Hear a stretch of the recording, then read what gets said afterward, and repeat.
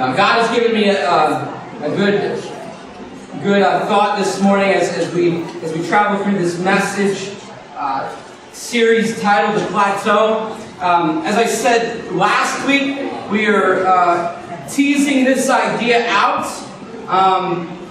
The plateau. Last week we talked about the plateau, the consistency, the times in our life where it seems relatively flat, like we're going nowhere, like our spiritual increase or our in life, our increase in who we are and where God is taking us seems to just hit a baseline plateau, and we seem to go nowhere. And we talked about last week how that indeed could be a positive thing, because we could really benefit from some stability in our life. Like I alluded to the stock market. The stock market could really use some stability, as it sometimes really spikes, and we're like, yes, and then it just plummets. But we're in a series right now called The Plateau, and so as we tease this out, we're going to talk again this morning about some of the benefits, some of the good things that happen when we find ourselves in a plateau.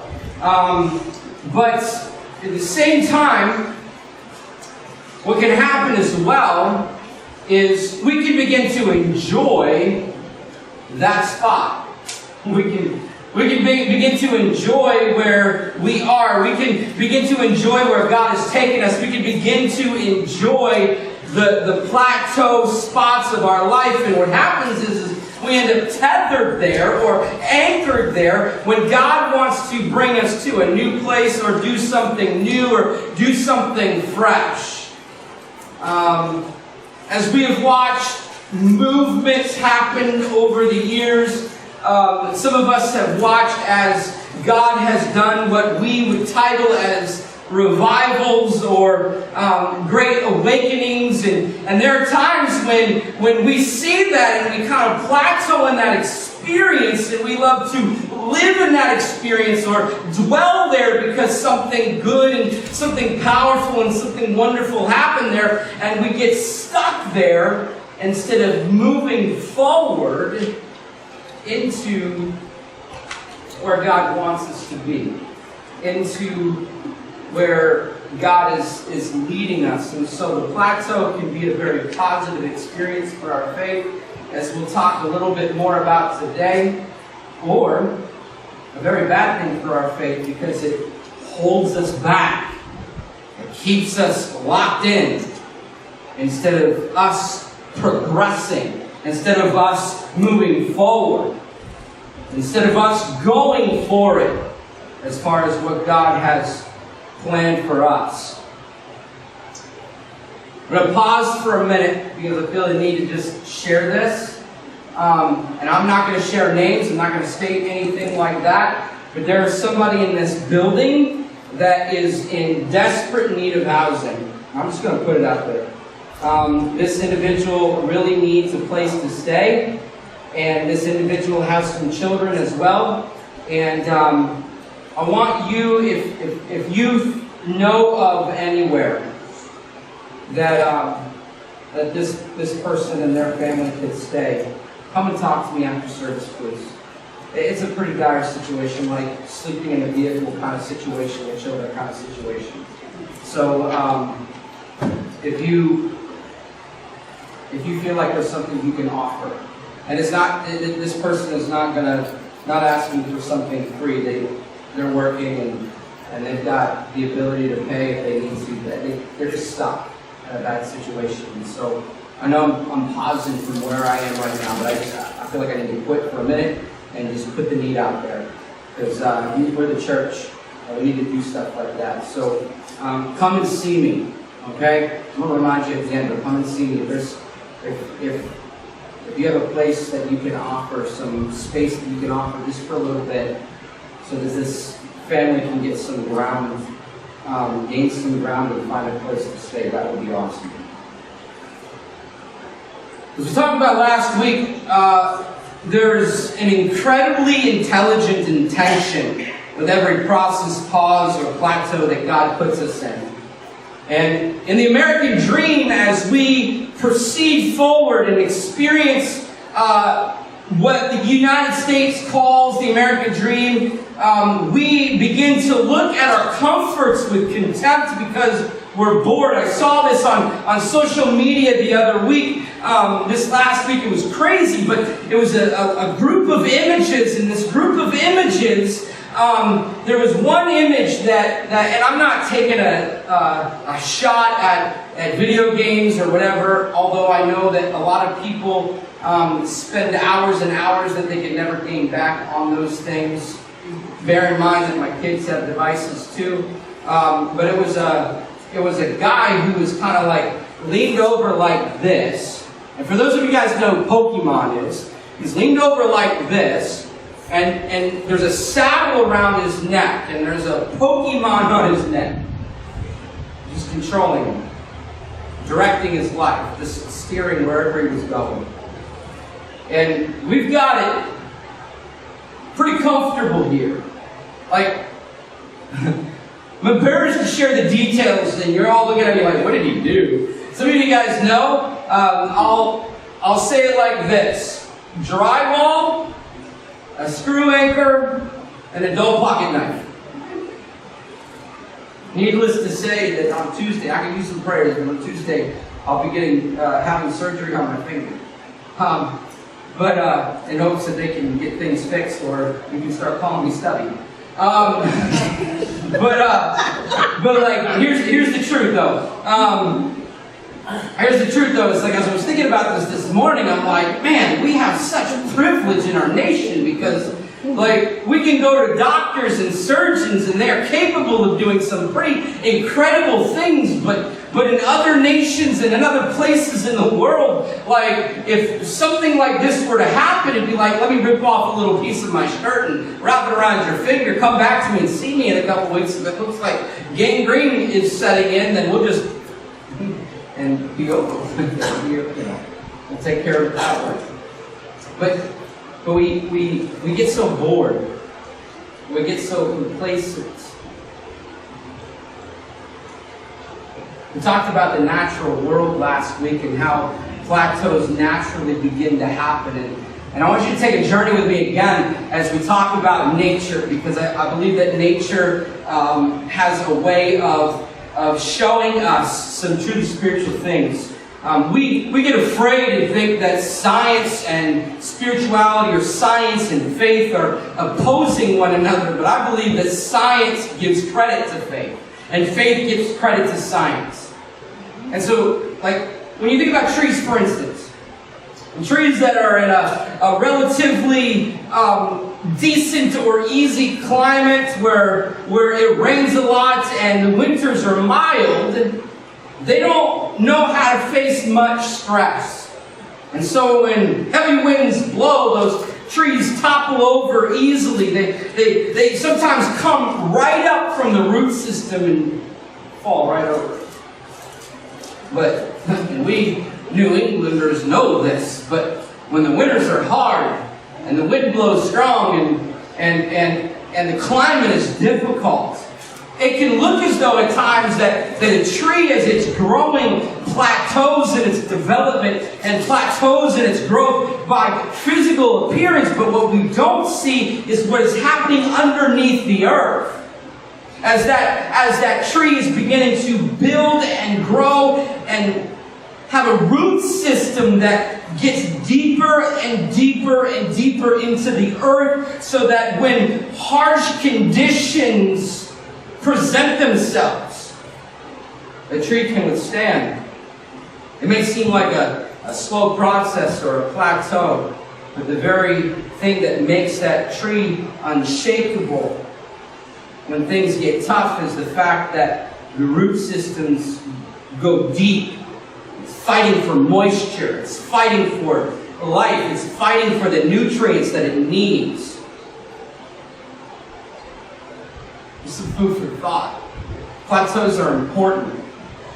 He wants us to practice patience as He slows the process enough for us to create stronger spirituality in our life. When life comes rushing at us with all its intensity, we'll stand tall and unshakable and firm because He plateaued us for a minute. He slowed the pace. He slowed the progress so that He could build in us something stronger. Resilience and maturity come from, that they come into our lives. It comes from digging deep. But, plateaus cause a greater intensity in the fight, make it stronger. The things that are meant for discouragement become the cause of a deeper and more resilient faith and trust in God.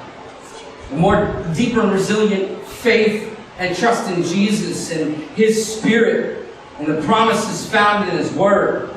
I think of Joseph's story.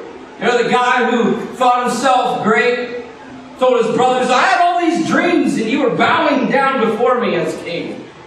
And they're like, what? He was the favorite child of his father, the guy with like the coat of many colors, like he was the man. And they're like, you're not the man that you think you are, and we're going to get rid of you. And so some plotted to kill him, then they threw him in a cistern or a well, and then they saw this like convoy, and they're like, aha! Epiphany! They pull him out and sell him into slavery. They take his coat, they tear it up, spatter some blood on it, take it back to Dad and say he was eaten. And Dad was just a mess. And if you watch or if you follow Joseph's story, he's in and out of prison. He's falsely accused. Like one of the Pharaoh's wives are like into him. I mean, he's like, I don't know, probably a really good-looking fella, and she wants some of that. And he's like, no, you can't have any of that. And she corners him, and he's like, I gotta get out of here. And sometimes this works with temptation, is like, you're just like, I gotta get this happen. And so you just, boom, I'm gone. But she grabbed a hold of his garment, and I don't know like how much garments he had on, but she then wrongfully accused him, and she went to her husband and says, I have this garment that belongs to Joseph, and he tried to do something awful to me. He's thrown in prison again. And every time Joseph seemed to be elevating in position, he instantly not just what seemed like bottomed out, but plateaued out. But in Genesis 50:20, as things change and as Joseph becomes a leader, as Joseph becomes a king, as his brothers begin to bow down before him, these words are said. You intended to harm me, but God intended it all for good. He brought me to this position so that I could save the lives of many people. You see, plateaus create in us and even are meant by God to develop stronger, tougher, deeper, more resilient faith.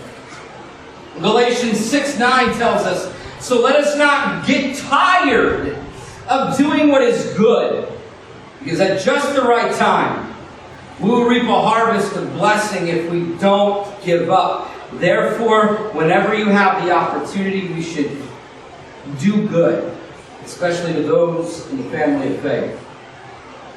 Don't grow weary, don't get tired. Rely on God, get your strength from Him. Keep going, keep moving, keep fighting, keep pushing forward, keep going for it. The plateaus in this life have the opportunity to bottom us out and create in us this instability and this fear that you're not going to get any farther, that you're not going to go anywhere, that you're just going to be stuck on this baseline kind of life and this baseline kind of faith, and you're going to go nowhere.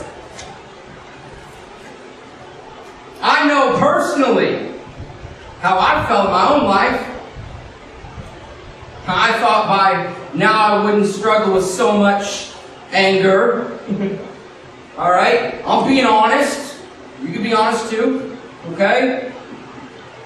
We all face temptation Some of us is temptation to whatever addiction it may be. It could be alcohol, it could be drugs, it could be pornography, it could be an addiction it could be an addiction to anything. You go to church every Sunday, but I still have so many doubts. Why can't I just believe with complete trust? I mean, I thought I'd be a better person by now, but I've got all these habits. Why can't I just kick them and be done with it? Right? Have you been there? Yeah. Okay, come on. Here's a tough one. I'm a bitter person, even though I cover it up most of the time. I just want to be able to let go and be free. Bitterness is one of those deceptive, easy to happen things.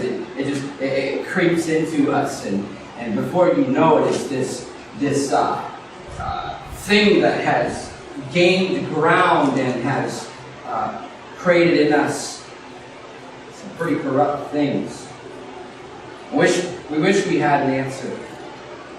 We wish that the moment we met Jesus that everything changed. We wish that we didn't grow tired in doing good, but we do. But this is the beautiful thing about God. And this is the beautiful thing, frustrating as it may sound, about Plateaus, is that every struggle that we face is given purpose. Some people are like, why are you doing this to me, God? Sometimes it's just the reality of living in a fallen world, and that at times just stinks. Bad things happen. I mean, they just do. But see, God gives it purpose. Our challenges are never wasted. All that we face becomes a part of the timeline that we one day will marvel at, because He used it all as a glorious expression of love and empowering us to be the best ourselves that we can be. The struggle is real, but so is God.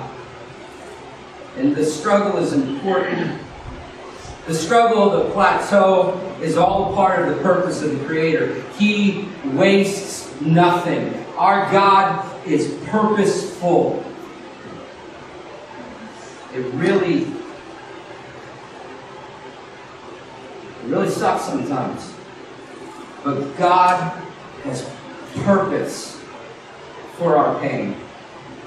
The pain that we encounter, He will use for His good. There's no guarantee in this life that we are not going to face trauma, and that we're not going to face difficulty, that we're not going to face challenges. The manifestations may differ, but we will all battle against something. And in the plateaus of our life, we can either begin to atrophy or we can dig deep. We can dig deep and watch as God births in us important spiritual disciplines and courage. We can watch as we plateau out and it seems like growth isn't happening. It seems like what we hope for isn't happening. We can trust God. We can place our confidence in God and watch as He does something so real. Here's some benefits of the struggle. Think about these things. The struggle, it reveals to us our inherent weaknesses. It kills our pride and arrogance. It humbles us again and again. It forces us to cry out to God for help. It reveals the uselessness of our human effort apart from God's strength. I mean, we may be able to get somewhere as human beings, but that somewhere is nothing compared to where God can get us. It teaches us to rely on the Lord alone. It causes us to love the Savior more as He delivers us of our sin. It leads us to a life of continual repentance. It makes us more watchful against the encroachment of sin. It makes us long for the rest of heaven and encourages us to develop, holy and pure habits that are good for us. It forces us to lean on others for help. I call this place a family. That's what we are. Sitting right outside of our sanctuary doors, there's a big plaque that says, "Welcome home." That's what I want. That's what I believe that we should be, is we should be a home for everybody who gathers here, whether you're brand new, never stepped in the building before, or you've been here for decades. We should lean on each other. It leads us to look for our daily solutions instead of instant miracles. It moves us to rely on His grace and mercy. As I did some more research this week, because I'm finding it a bit fascinating as I think about plateaus, I did some more research this week, and as I said earlier, believe it or not, science is spiritual. And as the scientific study deduces, plateaus are the result of forces and changes. They're the process of construction and destruction. Listen to this. The same internal forces of Earth responsible for mountain building, volcanic eruptions, earthquakes, seafloor spreading, and many other topographic features, physical features on the planet's surface, are also responsible for the creation of plateaus. To a lesser degree, so are the external forces such as erosion, which helps define plateaus' steep sides. We talked about the external things that happen. But the earth is dynamic. Listen to this. Listen to this. As the planet revolves around the sun and it rotates on its axis, its surface and interior are also in motion. Land masses are in constant, though slow states of change. They move, they collide, they break apart due to the heat and energy stirring beneath the surface of the planet. In other words, the giant furnace of our Earth's core moves land no more than a few inches per year. However, that is enough to have subtle but deep and profound impact on the shape of our landscape. Like, underneath. We're like, I'm on a plateau right now. I'm going nowhere. Nothing's happening. I feel like I was headed for a steady incline. I'm moving towards the things of God. I'm getting to greater places. My spiritual growth is happening. I'm getting somewhere, and you're just going, and boom. And then you just start steady. You're like, what is going on? I don't feel like anything's happening. I don't feel like anything's going on. Like I was talking about the tree, the roots that are growing deeper and deeper and deeper. It may on the surface look like nothing's happening, but underneath there is something taking place. Plateaus are really a state of steady, changeless life moments. But science tells us that in a world that is, it's not the case. Perhaps plateaus in an elevated industry market kind of expression is something no more of a solid and unchanging line that we live in for some time. Subtle, yes, but stuck. It feels as though. However, I want to include this. That plateaus are the special places our spiritual journey comes to where some of the more incredible creative work can be done. I've been mesmerized by the natural work the Creator set into motion when speaking the planet into existence.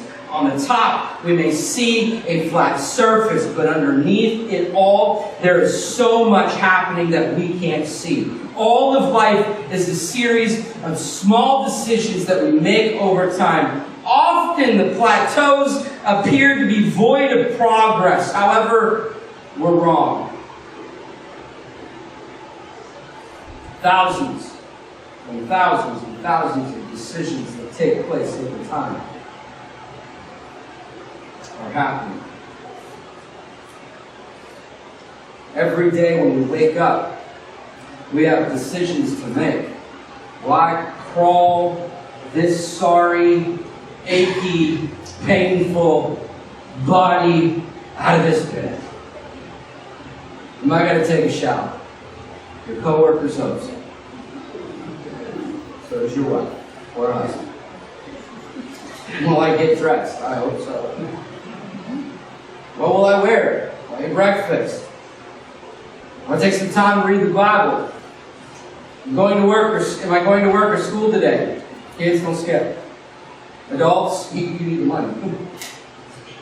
If so, how am I going to get there? What car? Am I going to drive a car? Am I going to take a bus? Am I going to ask somebody to help transport me? What music am I going to listen to? When I get to the workplace, how will I greet people? Right? Will I be friendly? Broken. Right? Come on now. Will I work hard or will I be a slug? How about this? Will I stay on my diet? My wife made cheesecake this week. It's not working too well.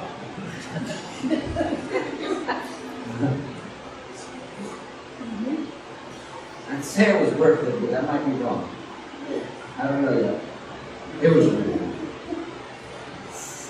I don't know if you guys have ever had my wife's cheesecake, but man. One of the best anniversary presents she's ever made for me. You're up again. What about gossip? Will I repeat it? What about the jokes I tell? How will I be when I get home? Will I stop for a minute when things get tough and pray? What am I going to watch on TV? I know. Sometimes we're like, entertainment doesn't affect me, but I really do believe that the eyes and the ears are the gateway to the soul. You got to watch what you allow to come in here and in here. What emails will I write? When it's late at night, everybody's in bed. And I pull open my computer, I get out my iPad or iPod or iPhone or whatever it is, that little screen that we sometimes look at. What am I going to search for? What am I going to see? What will I post on my Facebook page?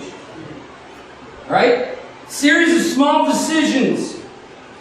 Small decisions, tiny choices, most of them seemingly insignificant. That's what makes life what it is. And what makes me who I am. You see, oftentimes we think it's the big things that make a huge difference in our life. Like, this is a big decision. Like yes, it's important who you marry. Okay, slow down a little bit. Think about it for a while. Okay, that's a big choice. Like one of the biggest choices you will ever make in your life. All right, slow down and think about it. Yes, that's a big choice. And some of us think that life and where we go and who we become and what happens in our lives is largely based on the big decisions. But the truth is that our life really has a lot more to do with the small choices, with the seemingly insignificant choices, with the choices that we feel or by perception believe don't matter, but they do. There are no neutral decisions. Because every choice we make is intricately linked with every other choice before it and every choice we will make after it. All our little choices are not really little at all. Every choice we make either takes us a step toward the light or a tiny step toward the darkness. And the sum total of those tiny choices shape us. For the good, for the bad. Into the people we are today. I'm going to poke fun at myself. Just for a minute. I had a tiny choice. I have a pocket knife. I can wiggle that screw anchor right out of the wall. Won't be a problem at all. Alright? Just kind of position myself. Okay. I get this dull knife now. Pocket knives. You know what pocket knives are then. We don't want to talk about it. I'm like, alright, I'm just going to wiggle this sucker out of here. Now, keep in mind that even those pliers are probably not even 115 feet away. It's down the hallway, downstairs to my workbench area. It would have been so easy. Or as some people have giving me pieces of wisdom and advice. You know, you could have left the screw in there just a little bit and pulled it out. Here. Okay. Thanks. It's a small decision, right? Pull out a pocket knife. Wiggle that sucker out of there. This will be easy.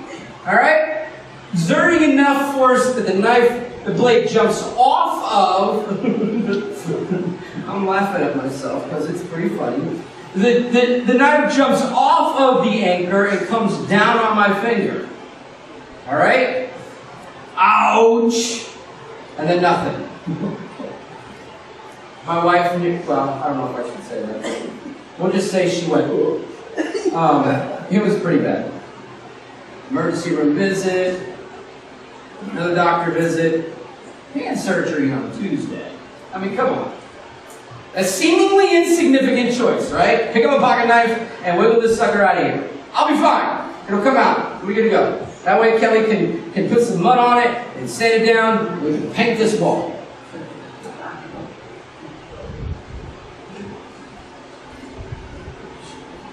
There are no small choices.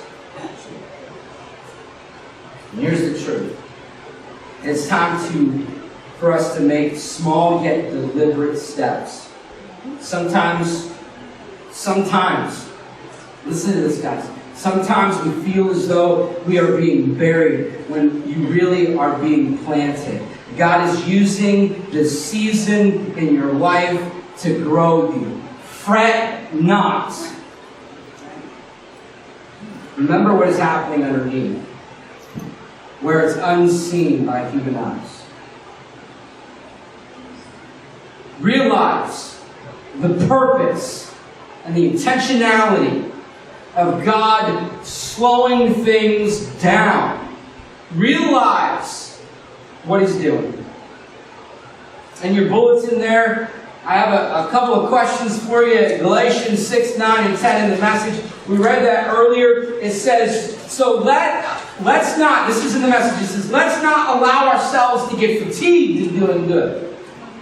At the right time, we will harvest a good crop if we don't give up or quit. Right now, therefore, every time we get the chance, let us work for the benefit of all, starting with the people closest to us in the community of faith. That's us right here. Yes, we start here, but every decision, every opportunity we get, every time, every moment, every chance, let us work for the benefit of all.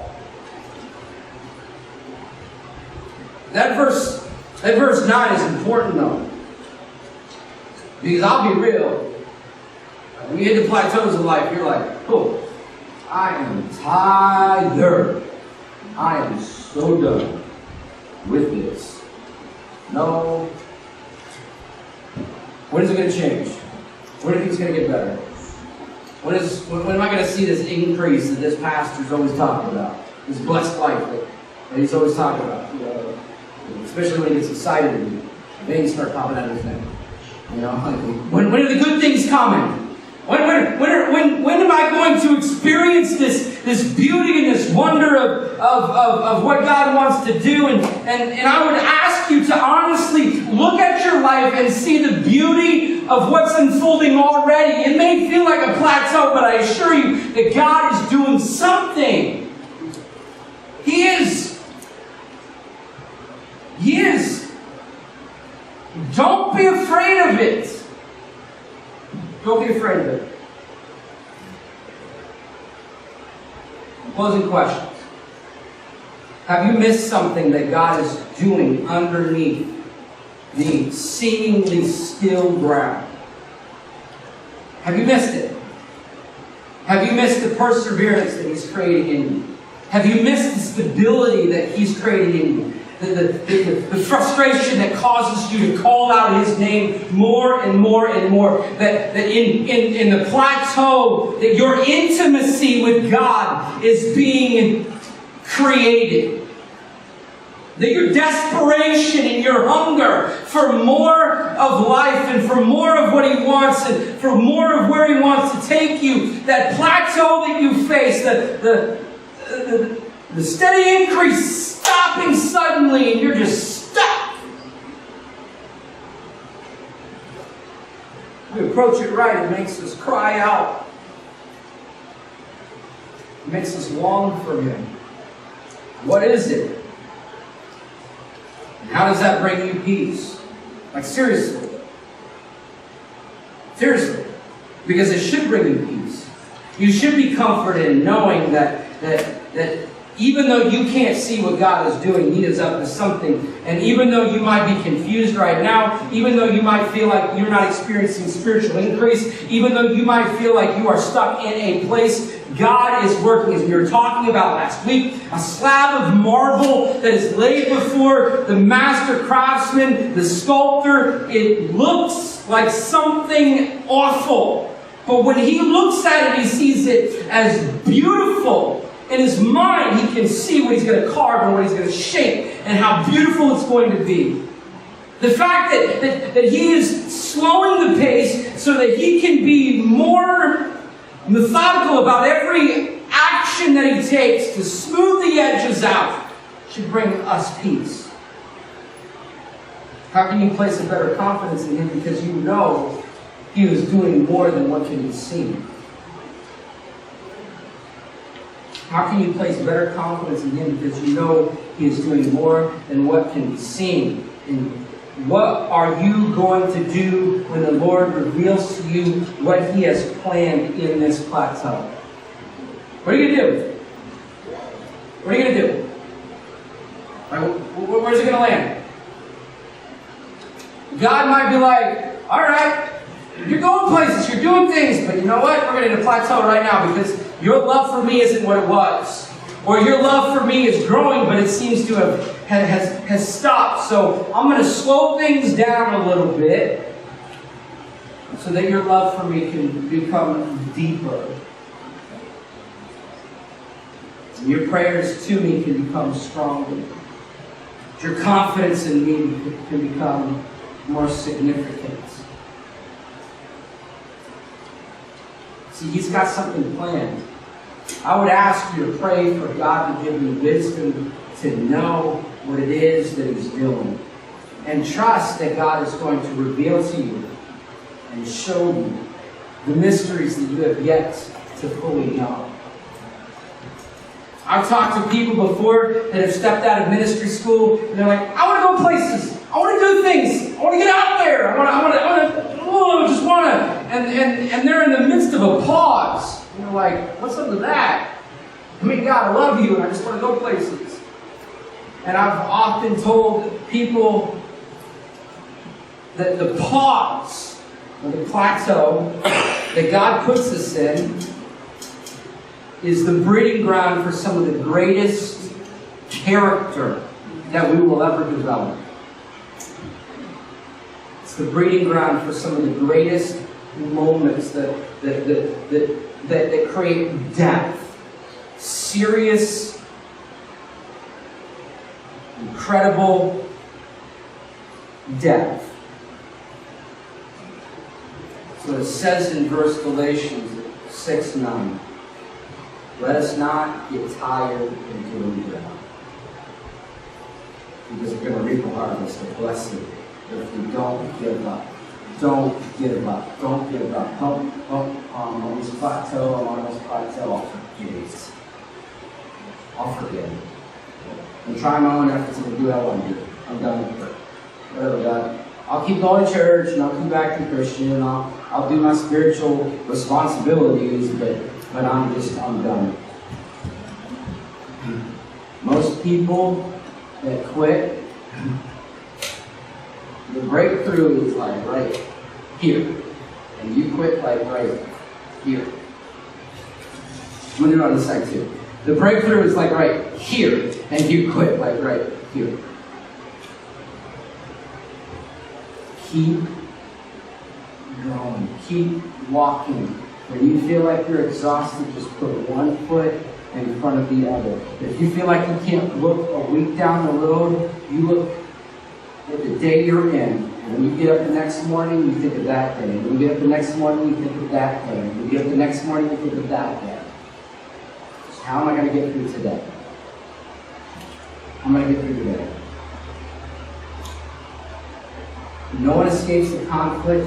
No one avoids the struggle of flesh and spirit. There is no exemption from outward pressure and inward turmoil. But we need to struggle. We need to fight. It's the only way we can grow in grace. Father, I thank you for this message this morning. God, I pray that you would just, God, that we would just, not you, but that we would just open our hearts.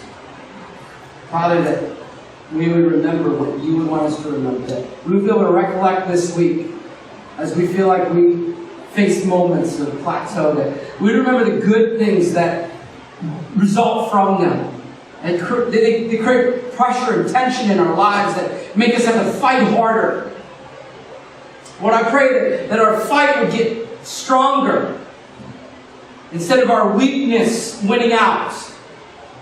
That we would push harder, that we would be more focused, more diligent, God, that we would push back.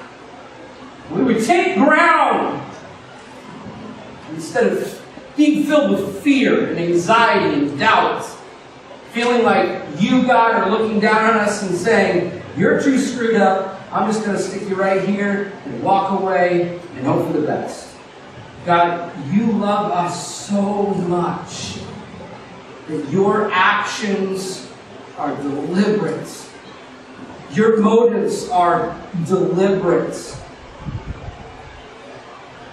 And Father, as you are deliberate in putting us at times in plateaus of growth spiritually, God, that we would increase and that we would realize underneath the surface where we cannot see that you are doing some of the most incredible things, the most significant things, that we in fact are growing and maturing in our faith.